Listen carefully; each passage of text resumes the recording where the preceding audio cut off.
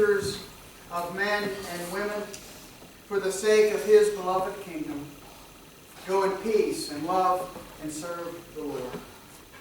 And now may the grace of Christ, who calls us to go with us, may the power of the Holy Spirit, who empowers us, sustain you, and may the salvation of God, who loves us, give you peace. Amen.